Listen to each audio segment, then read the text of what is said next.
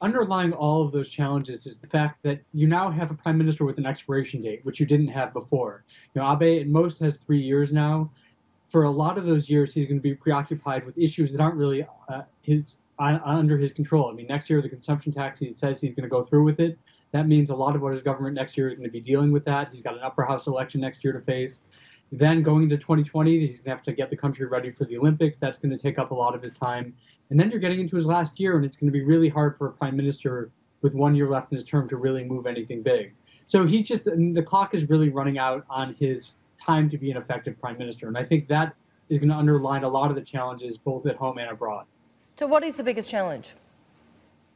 I think in the near term, it's got to be trade with the U.S. I think right now, facing the situation where the U.S. is threatening automobile tariffs on Japanese automobile exports, I mean, that's a huge economic blow. It's a huge political blow to Abe, who has presented himself as someone who really understands Trump and has a good relationship with Trump. I mean, it would undercut that argument completely. So Abe, I think, finds himself in the situation now where the U.S. has laid out this threat. I don't think there's any reason not to take it seriously.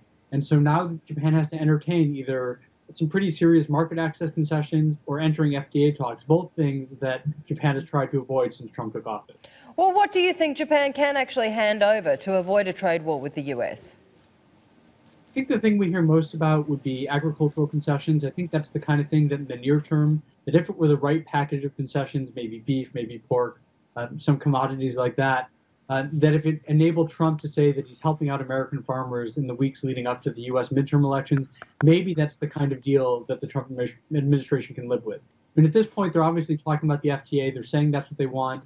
But, it's possible that they're willing to take a win and move on to something else, move on to another issue, particularly because they're trying to put together what looks like a multilateral coalition to take on China at the WTO. So maybe that's a way of getting that and moving on. I think that's probably the best case scenario for Abe right now. Still watching? Perfect. Click here to watch another great video from CNBC International. Oh, and don't forget to subscribe. Thanks for watching.